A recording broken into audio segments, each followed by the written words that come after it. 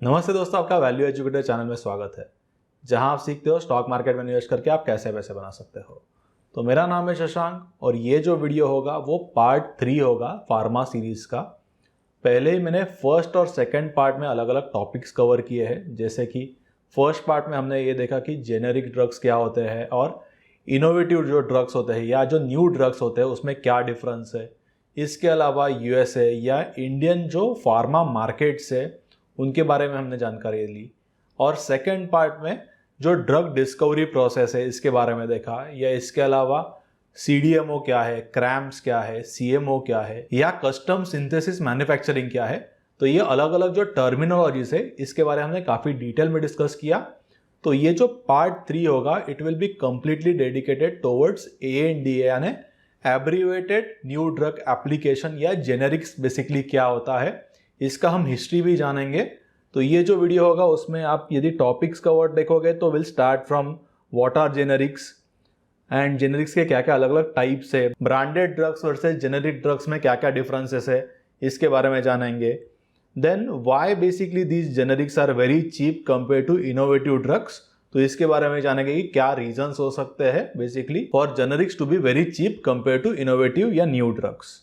इसके अलावा approval process देखेंगे जेनेरिक्स का क्या है, and will try to differentiate between generic का अप्रूवल प्रोसेस वर्सेस जो न्यू ड्रग का अप्रूवल प्रोसेस था, जिसके बारे में हमने पार्ट 2 में काफी डिटेल में डिस्कशन किया, which is also called as drug discovery process, जिसमें हमने प्री क्लिनिकल ट्रायल देखा, phase 1, phase 2, phase 3, phase 4 and even phase 0 भी देखा। तो इसके कंपेरेटिवली जेनेरिक्स ये जो फॉर्म है ड्रग का, उसका अप्रूवल प्रोसेस में क्या फर्क है कंपेयर टू इनोवेटिव ड्रग का एप्लीकेशन या न्यू ड्रग का एप्लीकेशन। इसके अलावा why basically generics are very important and what is the need for the generics. यदि आपके पास इनोवेटिव या न्यू ड्रग्स अवेलेबल है then why one should go for generics, इसके बारे में देखेंगे। Then will also discuss about very important act which is Hatch Waxman act. तो ये बेसिकली एक्ट क्या है, और उसके बाद में और 2 एक्ट्स है which is nothing but PDUFA and GDUFA. तो पडूफा यानी prescription drug user fee act and GDUFA is generic drug user fee amendment. तो इसके बीच में क्या डिफरेंस है और इसका नीड क्या था बेसिकली, ये जो अलग अलग एक्ट्स है जो यूएस में बेसिकली लाए गए, देन विल फाइंड आउट इसके रीजंस क्या थे। एंड देन इंडियन मार्केट्स के क्या रेगुलेशंस है इसके बारे में देखेंगे, फ्यूचर आउटलुक के बारे में देखेंगे। And these all 3 videos will basically set up our base for biologics या biosimilars which will be our 4th part of this video. तो यदि आपने अब तक चैनल को सब्सक्राइब नहीं किया होगा तो जरूर चैनल को सब्सक्राइब कर दीजिए, और मेरा आप सबसे एक ही रिक्वेस्ट है, एक स्मॉल रिक्वेस्ट है, आप एटलीस्ट आपके एक फ्रेंड के साथ ये वीडियो शेयर कीजिए ताकि ये जो सारा नॉलेज मैंने आपके साथ शेयर किया है वो उन तक भी पहुंच सके जिनको बेसिकली लर्न करना है अबाउट फार्मास्यूटिकल इंडस्ट्री या जो बेसिकली अलग अलग इन्वेस्टर्स है। So let's plan 1000 likes to this video, ताकि ये जो वीडियो है वो और अलग अलग जो पोटेंशियल इन्वेस्टर्स है या जो लर्नर्स है उन तक पहुंच सके। Now will discuss about what are the generics. तो जेनेरिक इज नथिंग बट जो इनोवेटिव ड्रग है या जो न्यू ड्रग है उसका ही एक कॉपी है। तो इसके बाद में हम आगे भी देखेंगे कि क्या क्या डिफरेंसेस है, but generally in simple terms it is a copy. But इसमें आप देखोगे तो कुछ चीजें एग्जैक्टली सेम होनी चाहिए, जैसे कि dosage form should be the same, क्या फॉर्म में बेसिकली वो डोज लिया जाता है, क्या ये कैप्सूल है, क्या ये टैबलेट है, क्या ये आप देखो तो लिक्विड फॉर्म है या स्टेराइल फॉर्म है, या इसके अलावा नेजल स्प्रे है, तो ये फॉर्म सेम होना चाहिए। इसके अलावा strength of that particular drug should be same, route of the administration should be same, then quality, performance characteristics and intended use should be basically same compare to the original drug. जो basically generic companies होती है they try to reengineer या reverse engineer the drug which is already existing into a market, and बाद में वो उसका आप देखोगे तो कॉपी ढूंढ के निकालते हैं, एंड देन ये जो कॉपी ड्रग है वो आगे जाके मार्केट में सेल होता है, जिसको बेसिकली जेनेरिक्स कहा जाता है। और जैसे कि मैंने आपको लास्ट वीडियो में कहा था कि बेसिकली जो इनोवेटिव ड्रग होता है या जो न्यू ड्रग होता है उसको 20 ईयर्स का पैटेंट मिलता है।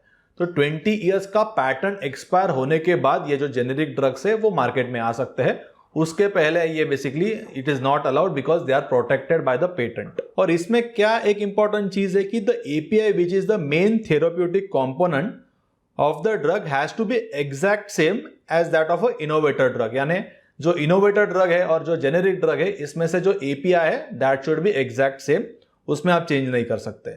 तो क्या चेंज कर सकते हैं जिसमें आप बेसिकली, जिसको फॉर्मुलेशंस कहा जाता है, जिसमें एक्सिपिएंट डाले जाते हैं बाद में, उसका कलर अलग हो सकता है या उसका आप देखोगे तो शेप अलग हो सकता है, जिसका बारे में हम आगे जाके डिस्कस करेंगे। Then a generic drug carries the same risk and benefits as that of the branded drugs and is supposed to have the same effect on the body as branded drugs. So this is the very important thing which we should remember.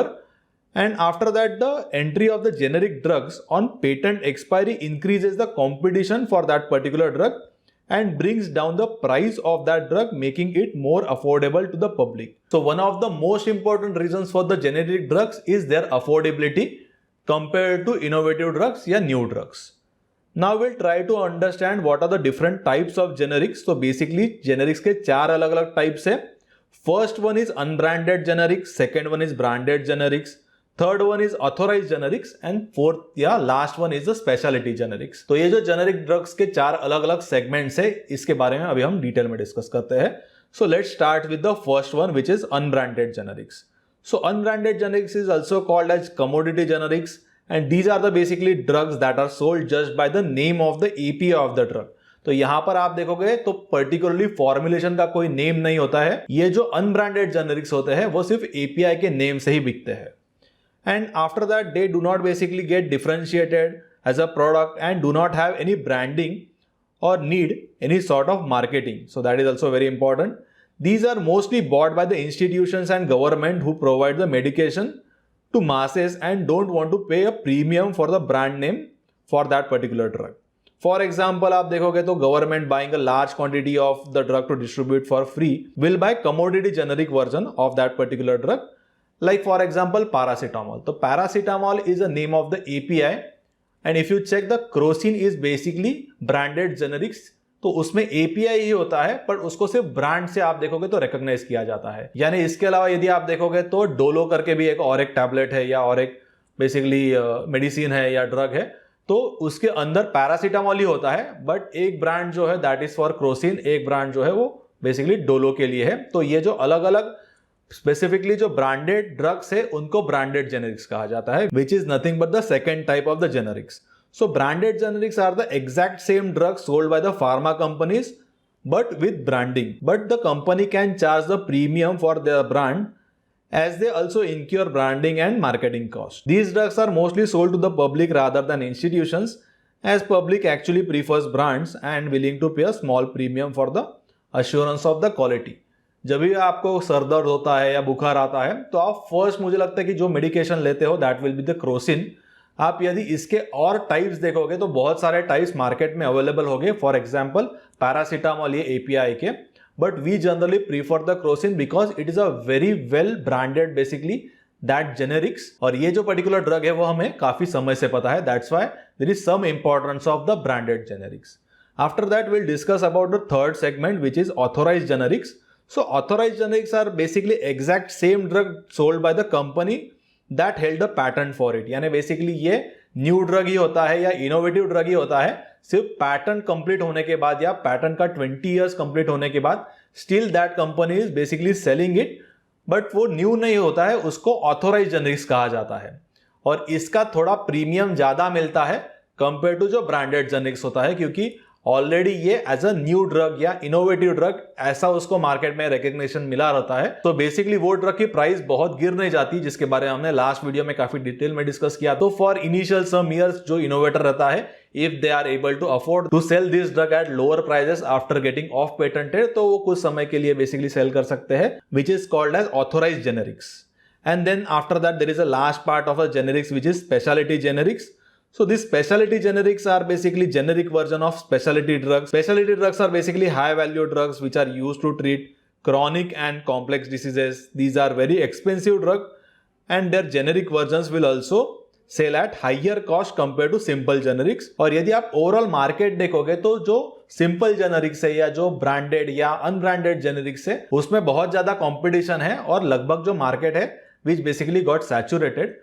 तो इसीलिए जो Indian companies है now they are focusing more on specialty generics, क्योंकि specialty generics के लिए जो premium है that is much higher compare to very commoditised generics. तो आपको जैसे कि न्यूलैंड लैब्स है या स्पेसिफिकली सुवेन फार्मा है या इसके अलावा सोलर एक्टिव फार्मा करके ऐसी जो कंपनीज है they started focusing more on the APIs which are specialty into nature, क्योंकि इसमें आप देखोगे तो उनके मार्जिन जो है that will be bit higher compared to very commoditized product. तो अब तक हमने ये देखा कि जो बेसिकली जेनरिक वर्जन्स होते हैं compare to the new drug या इनोवेटिव ड्रग, तो वो एग्जैक्ट सेम होते हैं. Now will try to understand कि इसमें क्या क्या डिफरेंसेस है. The active ingredient in a generics has to be exactly same as the branded drug. It should not be similar, but it should be exactly same. So that is the one of the most important factor. API आप change नहीं कर सकते हो compare to जो innovative drug है और जो generic drug है या जेनेरिक वर्जन है उसका. In addition to that, the dosage strength, which is basically the concentration of API in the drug, has to be exactly same as well. The dosage form and the route of administration also have to be exact same as original drug. The generic version of the tablet has to be a tablet and it has to taken orally. तो आप tablet को convert नहीं कर सकते हो जब भी generic form में आ जाएगा तभी into suppose for example in injectable form या इन इंजेक्शन, तो वो वैसा ही फॉर्म होना चाहिए which is the actual dosage form. So now what exactly is the difference between the branded या innovative product compare to a generic product. इसमें excipients can be different. तो now let's try to understand कि excipient basically क्या होते हैं. So they are basically the inert ingredients that have no effect on the body and are just used to stabilize the final form of the medicine. They can be flavoring agents for taste, dyes, colors और binding agents. तो इसमें API जो होता है या जो actual जो चीज से आपका डिसीज क्योर होता है उसमें कोई चेंजेस नहीं होते, बट ड्रग में एक्स्ट्रा जो चीजें डाली जाती है जिसको एक्सिपिएंट्स कहा जाता है दैट कैन बी डिफरेंट. तो एक्सिपिएंट से क्या चेंज होगा, आपका कलर चेंज होगा या ड्रग का टेस्ट चेंज होगा या बाइंडिंग एजेंट चेंज हो सकते हैं. तो this is allowed to change but not the actual API of the drug. The appearance of the tablet can also be different.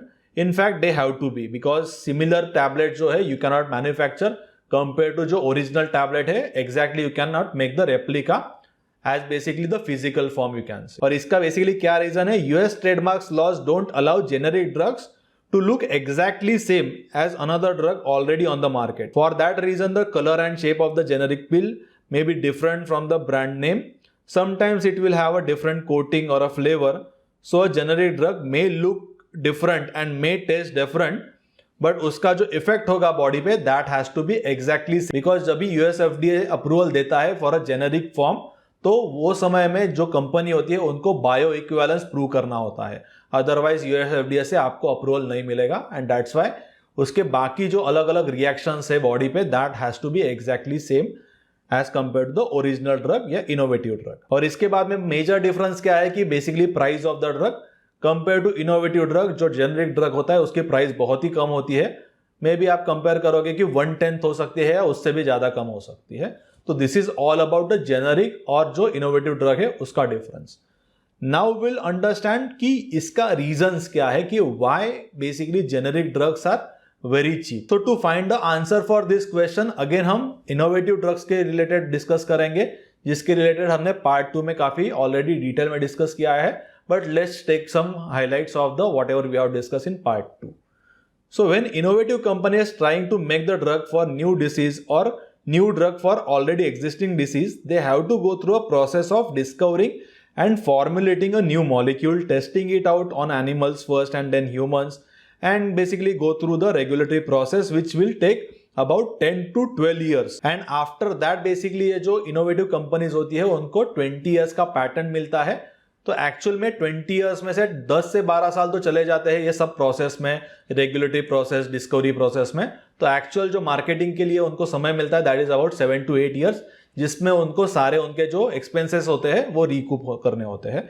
And that's why ये जो innovative drug होता है उसका कॉस्ट काफी ज्यादा होता है.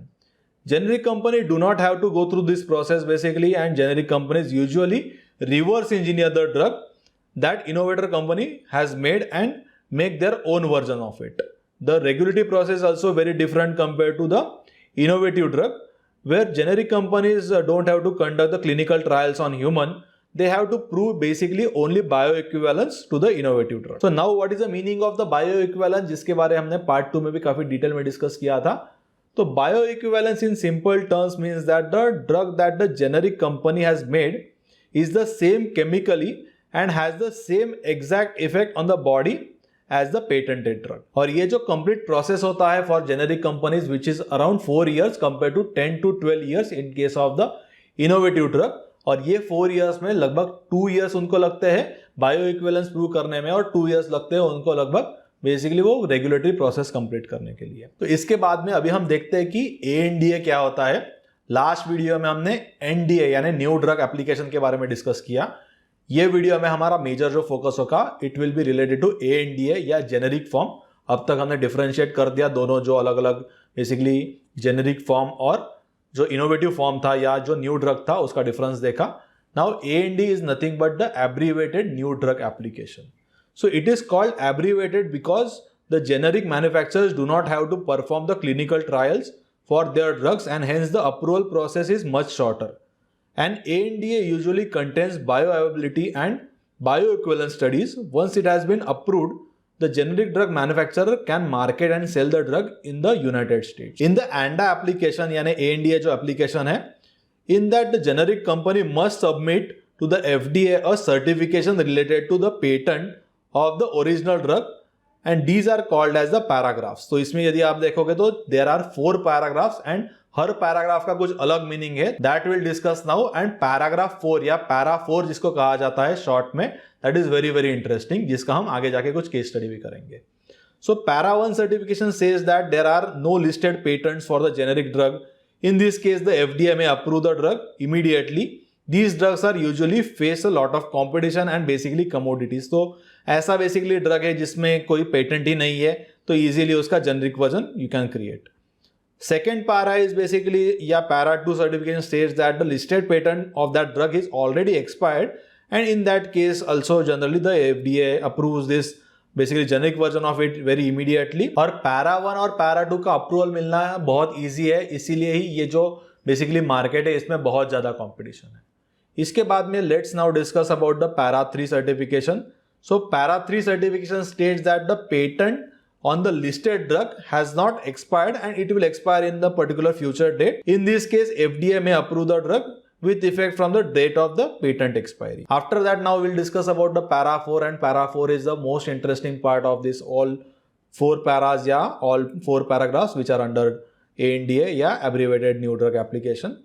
So in the para 4 filing, a generic company will challenge the patent of the innovator stating that the patent is invalid and should not have been granted in the first place or that generic drug not infringe on the patent. तो जो first generic company होती है जो actually challenge करती है innovator को कि basically आपके जो इन्वेंशन है that are not right and if they basically able to win the case in a court then उनको एक्सक्लूसिव पीरियड मिल जाता है लगभग 180 डेज का, जिसमें no other competitor can come into a market and sell that drug. So that is very very आप देखोगे तो important thing। नाटको फार्मा के केस में भी ये हुआ था और कुछ एग्जांपल हम आगे जाके देखेंगे।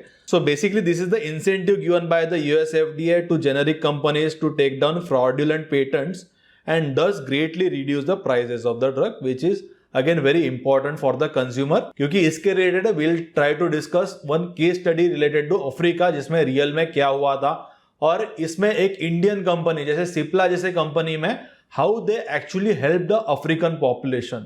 तो इसका आगे जाके केस स्टडी करेंगे, बट उसके पहले will try to understand what is the strategy basically adopted by the Indian pharma company. In the past in 2012 Indian pharma companies were involved in at least 50% of para 4 litigations in US. One example for that can be the case of the Lipitor. So Lipitor was basically cholesterol reducing drug जो आप basically image में देख सकते हो। तो इसके related जो patent था that was with the Pfizer and it was a top selling drug in US at that time. If you check Ranbaxy has basically now been acquired by the Sun Pharma और इसका भी काफी एक इंटरेस्टिंग स्टोरी है how basically these big pharma companies can first the data. तो basically ये जो company था वो सन फार्मा ने एक्वायर्ड कर लिया था 2000 आई थिंक 14-15 में। So ये Ranbaxy company have basically challenged this company way back in 2011 under para 4 litigation, and at that time basically that drug had an annual sales of about $7.8 billion. And ये case में Ranbaxy has basically won that particular case in the court, and so that they got the 180 days of exclusive period. So वो समय में उनके अलावा कोई भी generic manufacturer ये जो पर्टिकुलर ड्रग है for cholesterol, they can not sell that drug. And during this period Ranbaxy were able to capture 40% of the market share of that particular drug. And at the end of the exclusive period यानी 6 months के बाद other generic companies basically started entering into a market. Still Ranbaxy was able to maintain about 35% market share for that particular drug.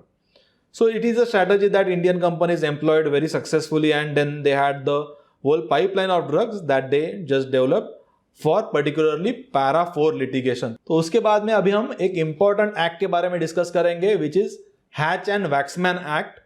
So basically what is the need for this act? The Drug Price Competition and Patent Term Restoration Act of 1984, also known as Hatch and Waxman Act, is the most important legislation for the pharma industry. It puts the framework in place for clear process and predictable timeline where a generic manufacturer can challenge a brand manufacturer's patent. So all the ANDAs and para 4 litigation जो हमने अभी फिलहाल में discuss किया, that are the part of this basically Hatch and Waxman act. So ये जो particular act है इसका क्या नीड था इसके बारे में अभी हम डिस्कस करेंगे. So the challenge that the industry was facing at that particular time was that it was very easy for innovator companies to stop generic companies from entering into the market. और ये बेसिकली क्यों होता था? By filing follow on patents to their original patent. This is process called as evergreening. यानी वो उनके actual जो पेटेंट होता है उसमें स्मॉल कुछ चेंजेस करेंगे एंड देन वो कंटिन्यूअसली पेटेंट चलता ही जाएगा. And basically this generic companies कभी भी वो एक्चुअल मार्केट में एंटर ही नहीं कर सकते थे. और इसका मैक्सिमम लॉस किसको हो रहा था? कंज्यूमर को. क्योंकि जब तक मार्केट में जेनेरिक वर्जन नहीं आएगा तब तक जो कस्टमर है या जो कंज्यूमर है उसको बहुत ज्यादा हाई जो प्राइस है वो पे करना पड़ता था. एंड इसीलिए बेसिकली ये जो एक्ट है वो लाया गया. So only 19% of the prescription in United States were filed with generics before the enactment of this act, and only 35% of top selling pharmaceuticals had generic competition after their patent expired. And it took almost about 3 to 5 years for generics to enter into this market after that particular patent has expired. तो यहाँ पर generic market को आने को 3 से 5 साल लगता था. It was a huge period. और तब तक ये जो इनोवेटर कंपनीज है या जो न्यू ड्रग मैन्युफैक्चरिंग कंपनीज है उनका ही पेटेंट कंटिन्यू होता था बिकॉज ये सारे इश्यूज थे. और इसका बेसिकली रिजल्ट क्या आ रहा था कि जो हेल्थ केयर कॉस्ट है यूएस में वो बहुत ज्यादा बढ़ गए थे and it was almost double compare to other developed countries. So this basically act facilitated the filing of ANDAs which are abbreviated new drug applications by generic companies by making only the required process necessary. So these generic companies basically only have to file the information related to how they are going to manufacture the drug, quality assurance, and a study basically which shows कि जो generic version है उसका human body पे similar effect है compared to जो innovative drug था या जो new drug था. So this act basically put in the place for the process that generic drug don't have to do the clinical trials जिसके बारे में हमने पहले डिस्कस किया. और यही एक्ट के वजह से जो ड्रग का अफोर्डेबिलिटी था या काफी ड्रग का जो प्राइजेस था वो गिर गया and so that it become affordable for the normal public या normal consumer in US. And another major benefit of this act is कि जो इनोवेटर कंपनीज है उनको कहा गया कि आपका जो पेटेंट का वैलिडिटी है इट इज मैक्सिमम 20 ईयर्स.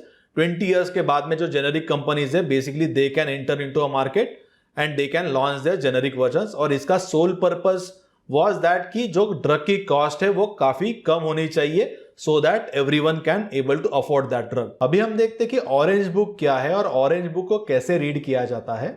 तो जो एक्ट के बारे में अभी हमने देखा हैच वैक्समैन एक्ट, तो that basically established this book called approved drug products with therapeutic equivalence evaluations.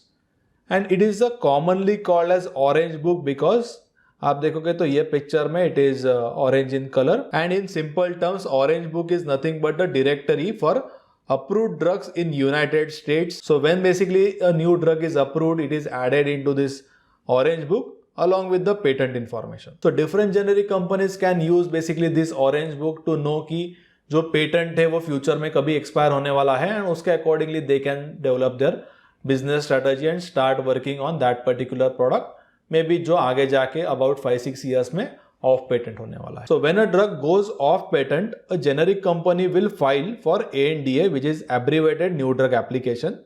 If it is approved, then it will also get added into the Orange Book as a therapeutically equivalent drug. So pharmacists can basically look up for the Orange Book to decide if a generic drug is equivalent to a branded drug before filing a prescription for the patient. और ये जो orange book है वो yearly एक बार आता है, और आप यूएसएफडी के साइट पे भी जो अलग अलग वर्जन है उसके that you can check.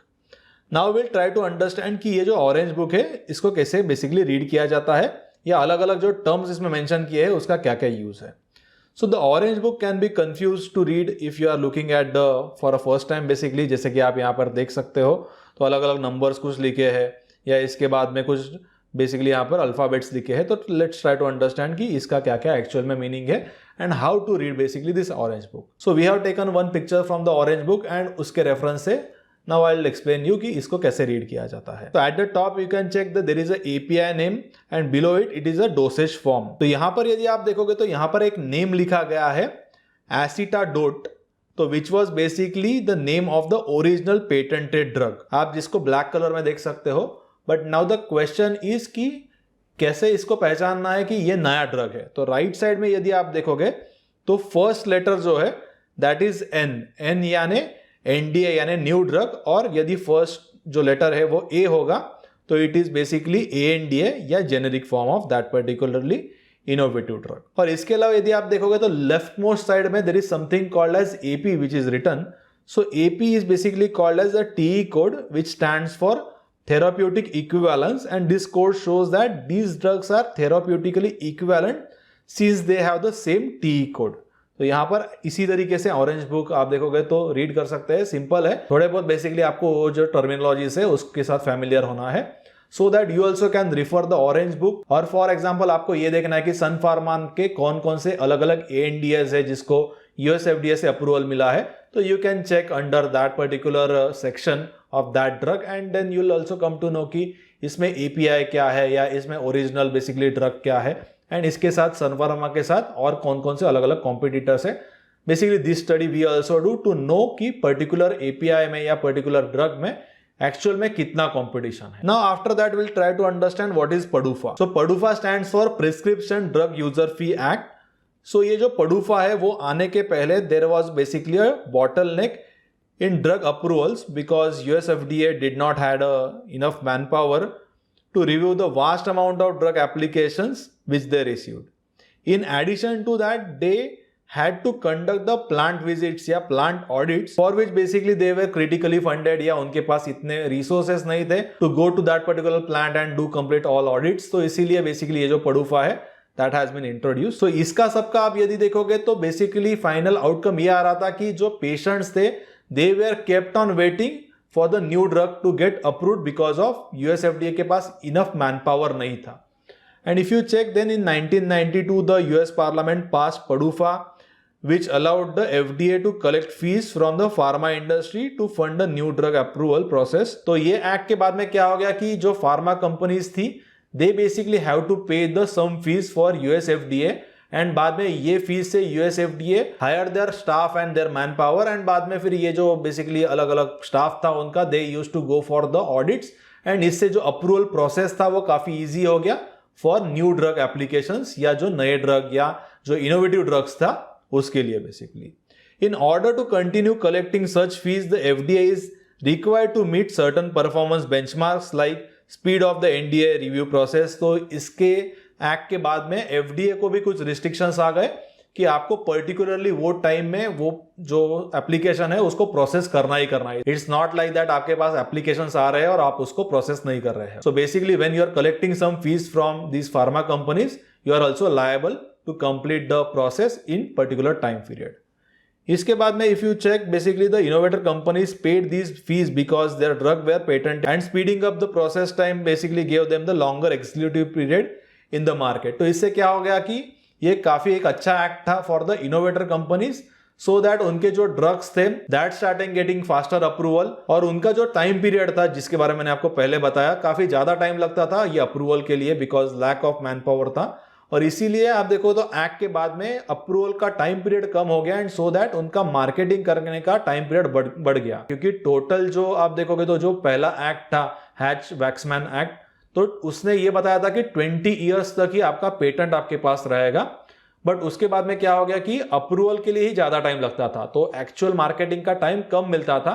But after this PDUFA act marketing का टाइम ज्यादा मिलने लगा, क्योंकि जो अप्रूवल का टाइम है यूएस एफडीए के एंड से वो कम हो गया। And if you check before PDUFA, it used to take about more than 2 years for US FDA to approve the new drugs.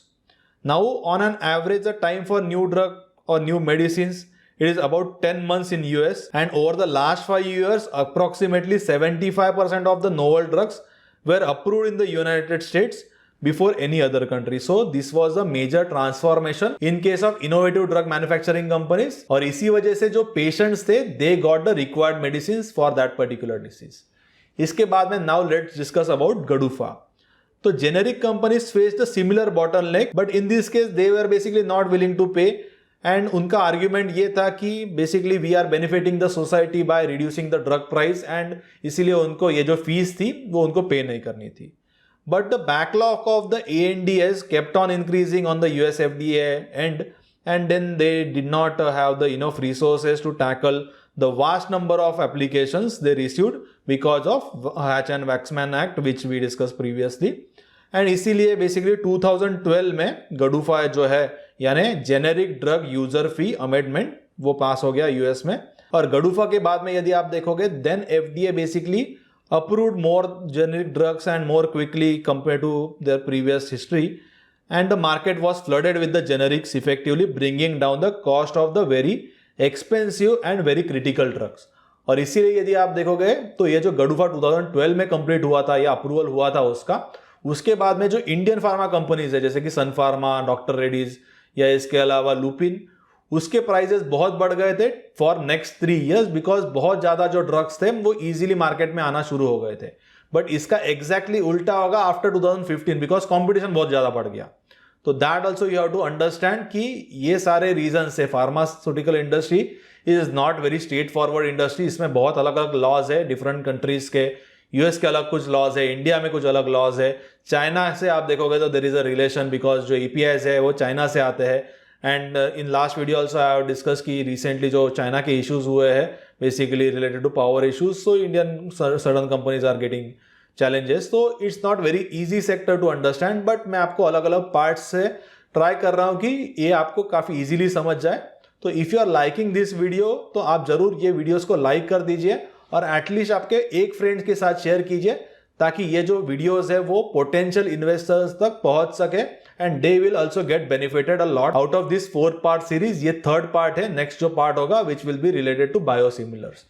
And I have another request कि let's plan 1000 likes for this videos, क्योंकि particular एक analysis करने के लिए बहुत effort लगता है। We are working day in and day out so that कि ये जो सारे कॉम्प्लेक्स टर्मिनोलॉजीज है आपको एक इजी लैंग्वेज में सीखने को मिल जाए। If you can check after that what happened, the US FDA used the funds to hire more than 500 additional staff for the generic drug review program and number of subsequent generic being approved increased a lot. यदि आप currently देखोगे तो लगभग जो drug applications US में file होते हैं उसमें से 90% एप्लीकेशंस ऐसे हैं कि विच आर बेसिकली जेनेरिक या ANDAs, और इसका जो बेसिकली अप्रूवल प्रोसेस है वो भी काफी फास्ट हो चुका है सो दैट फाइनली जो कस्टमर है या कंज्यूमर है he is getting the cheaper drug for that particular disease.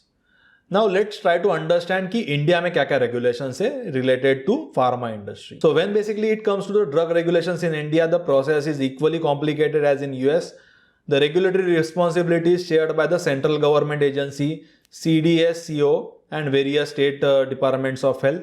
They are governed by the same act and share the responsibilities. CDSCO is responsible for approval of new drugs, giving clearance for the clinical trials, licenses of products and testing and supervising the various state bodies. The state drug controllers give manufacturing licenses, test the samples and conduct various inspections of the facilities. And then there has been a department of the pharmaceutical basically that regulates the prices of the drugs so that the pharma companies do not exploit the public interest. But due to these various agencies, if you check, they are generally not in sync with each other. And there is a significant gap into the drug regulatory process across the state. तो ये आप देखोगे तो India में थोड़ा drawback है। In case of US FDA it is much more superior process. अब तक हमने ये देखा कि डिफरेंस क्या है इनोवेटिव ड्रग और जेनेरिक ड्रग यानी उसका कॉपी वर्जन में क्या डिफरेंस है। इसके बाद में अलग अलग एक्ट्स देखे जैसे कि GDUFA क्या है या पडूफा क्या है या इसके अलावा हैच वैक्समैन एक्ट क्या है. Now will try to understand कि जेनेरिक्स का क्या इंपॉर्टेंस है या why these basically generics are very important. So the generic drugs basically plays an important role in bringing the healthcare cost down for the public in poor and developing countries where the people cannot afford the high cost of patented drugs. Then in that case generic medicines have saved and improved a lot of life. यदि आप left side के chart में देखोगे then you will come to know कि जो healthcare के cost है US में that has actually increased a lot या at very fast pace, और उसके comparison में जो wages है they are not able to keep up. Innovative drugs are basically very expensive drugs and basically they make up a majority of the value of the drug sold in US. But the generic drugs on the other hand make up about 90% of the volume. तो volume बहुत ज़्यादा है इसमें but value काफ़ी कम है for generic drugs, और इसके exactly opposite आप देखो तो इनोवेटिव या जो न्यू ड्रग होते हैं. तो ये जो जेनेरिक ड्रग्स है उनका वॉल्यूम लगभग 90% है और वैल्यू के accordingly it is only 22%. Generic drugs are basically as effective and as safer compare to जो इनोवेटिव ड्रग्स होते हैं, पर उनका प्राइस यदि आप देखोगे तो it is very less price compare to innovative drug. Now will take a one case study of Cipla and basically try to understand की why are generics so important. So the best example that highlights the case for low cost generics and the power that Indian pharma companies hold on a global scale is demonstrated by the Cipla, and it's a very interesting case study. तो इसमें क्या हुआ था कि in 1990s there was an epidemic of HIV in Africa. The disease was spreading rapidly throughout the continent as there was no cure for it. So large part of African continent were infected and the disease has started spreading in India too. और यदि suppose ये जो disease है वो cure नहीं होता था then it was actually a health emergency. But उसके बाद में एक interesting चीज हुआ. तो यदि आप देखोगे 90s में AIDS काफी ज्यादा एक बड़ा concern था, but अभी आप देखोगे तो काफी cure हुआ है. But इसके पीछे का स्टोरी क्या है, let's try to understand. So there was a one drug called as AZT. So that particular drug could able to slow down the effects, but वो जो ड्रग था वो अंडर पेटेंट था. और यदि आप देखोगे तो ये जो ड्रग था उसका कॉस्ट लगभग $10,000 इतना था, which was very expensive for the poor country या poor continent like Africa. But इसके बाद में यदि आप देखोगे तो यहाँ पर doctor Yusuf Hamied, who was basically MD of Cipla, reverse engineered that particular drug which was AZT and then provided it to India and African countries for just $350 a year compared to $10,000 a year. Cipla made the drug available to everyone, and today the HIV problem on African continent is under control, and in fact HIV is not even a big problem anymore. Cipla basically saved a lot of lives, and today more than 80% of HIV medication in African countries is manufactured by Cipla. So basically this is also importance of the generics. It's not like कि ये सिर्फ copy करते हैं, but उसका price भी काफ़ी आप देखोगे तो चीपर होता है. और इसका भी आप केस स्टडी देख सकते हो यूट्यूब में. There is a very good video related to what actually happened in during this period of time and how Cipla basically saved lot and lot of people of African basically countries. And this person by the name Dr. Yusuf Hamid, he was praised a lot during that period of time, क्योंकि basically वो नहीं होते then it was very difficult for those people to stay alive, क्योंकि वो जो disease है it was spreading a lot. इसके बाद में let's try to understand about the future outlook, and then we'll again basically set up the base for the biosimilars, which will be the last part of this series, which is the fourth part. So what is the future for Indian pharma companies? Large pharma companies have been deteriorating the margins in recent years because they have been growing so large, and the size of opportunity in the simple generics is not that large enough to provide the meaningful growth anymore. The value of the patent expiring in the future is stagnating and is not enough to provide the large pharma companies with the portfolio of higher margin products. तो आप यहाँ पर देख सकते हो कि how basically जो future में कॉमन ड्रग्स है या कॉमन बेसिकली इनोवेटिव ड्रग्स है, उसका जो मार्केट का अपॉर्चुनिटी है वो काफी आप देखोगे तो कम है. And then what can be the future opportunities for Indian pharmaceutical companies, specifically generic companies. So basically solution for that is a complex generics and biosimilars. So complex generics and biosimilars provide good margins and will be a good source for future growth of the pharma companies, but the development of these products generally is very difficult and quite expensive also. Complex generics are the drug with the API that is hard to manufacture or difficult to manufacture, or formulation is basically hard to manufacture. And in case of biosimilar, in basically simple terms, they are nothing but the generic versions of biologic products, they are difficult to manufacture as molecules are very large. आप ये image में भी देख सकते हो, basically 2 molecules है अलग अलग, आप देखोगे तो they are basically quite difficult to manufacture as the molecules are very large and complex. And the price decay जो होता है generally, which we talked in the last video, कि लगभग 10 ईयर्स के बाद में जो ओरिजिनल ड्रग होता है उसका प्राइस लगभग 80% से डीके हो जाता है। But in the case of biosimilars it is basically not high as compared to simple generics, and then they also provide a higher margins. And due to the same reason जो complete industry है it is going through the transformation, and I feel जो next growth आएगा it will be from the biosimilars, because वो manufacture करने के लिए भी difficult है, उसमें मार्जिन भी थोड़े बेटर है कंपेयर टू जो केमिकल ड्रग्स है। तो ये जो सारे टर्मिनोलॉजी है उसके रिलेटेड हम नेक्स्ट पार्ट में काफी डिटेल में डिस्कस करेंगे कि बायोसिमिलर्स क्या है, उनको मैन्युफैक्चर कैसे किया जाता है, why basically they are very complex to manufacture, इसमें क्या क्या कंपटीशन है, इंडिया में कौन कौन सी जो कंपनीज है which basically can have a good future. So ये जो फार्मा सेक्टर के रिलेटेड हमने तीनों पार्ट में अलग अलग डिस्कशन किया, तो ये जो इंफॉर्मेशन है if that is basically adding any value in your understanding, so please like this videos, और एटलीस्ट आप आपके एक फ्रेंड के साथ ये जो वीडियोस है या ये जो सीरीज है वो शेयर कीजिए, ताकि जो पोटेंशियल इन्वेस्टर्स है या जो बेसिकली जिसको लर्न करना है related to pharma as a industry, they will also get a good resource. And यदि जरूर इसे लाइक कर दीजिए, मेरे चैनल को सब्सक्राइब कीजिए और बेल आइकॉन पे क्लिक कीजिए, ताकि ऐसे जो वीडियोस है आपको आगे जाके भी मिलते रहे। और जरूर ये जो वीडियोस है वो आपके एटलीस्ट एक फ्रेंड के साथ शेयर कीजिए।